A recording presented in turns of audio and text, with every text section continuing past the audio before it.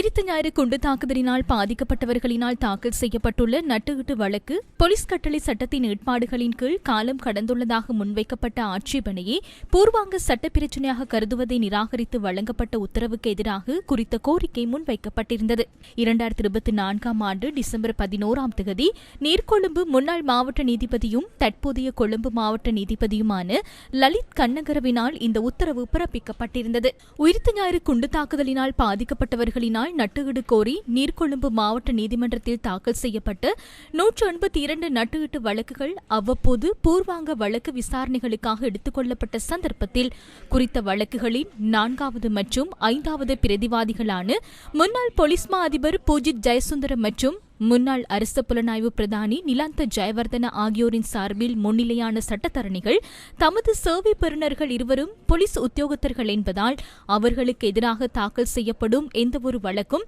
Police கட்டளை சட்டத்தின் ஏற்பாடுகளுக்கு அமைய உரிய சம்பவம் இடம்பெற்று 3 மாதங்களுக்குள் தாக்கல் செய்யப்பட வேண்டும் என வாதிட்டனர். எவ்வாறாயினும் முறைப்பாட்டாளர்களினால் குண்டு தாக்குதல் இடம்பெற்று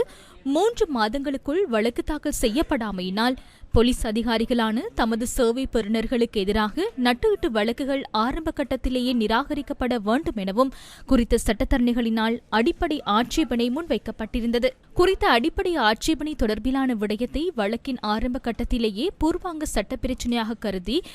தீர்க்கப்பட வேண்டும் என பூஜித் ஜெயசுந்தரம் மற்றும் நிலாந்த ஜெயவர்தன ஆகியோரினால் பூர்வாங்க வழக்கு விசாரணைகளின் போது நீதிமன்றத்தில் கோரப்பட்டது.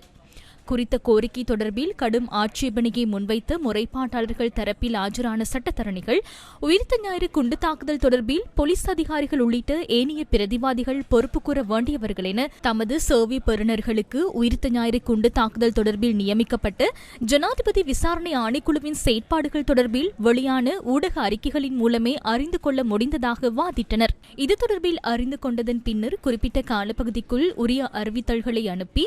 அனைத்து வழக்குகளையும் தாக்கல் செய்வதற்கு முறைப்பாட்டாளர்கள் நடவடிக்கை எடுத்துள்ளதாகவும் இதற்கமைய பிரதிவாதிகளின் கோரிக்கைக்கு இடமளிக்க வேண்டாம் எனவும் முறைப்பாட்டாளர்கள் சார்பில் அவர்கள் கோரிக்கை விடுத்தனர். இது தொடர்பில் இடம்பெற்ற விசாரணைகளின் பின்னர் இது தொடர்பான உத்தரவை வழங்கிய மாவட்ட நீதிபதி லலித் கண்ணங்கர பிரதிவாதிகளின் ஆட்சேபனையை வழக்கு விசாரணைகளின் போது முன்வைக்கப்படும் சாட்சியங்களின் ஊடாக உறுதிப்படுத்த வேண்டும் எனவும் அதனை பூர்வாங்க சட்ட பிரச்சினையாக கருத முடியாது எனவும் இதற்கமைய அதனை வழக்கு விசாரணையின் இறுதியில் காரணியாக பரிசீலிக்க முடியும் எனவும் அறிவித்தார்.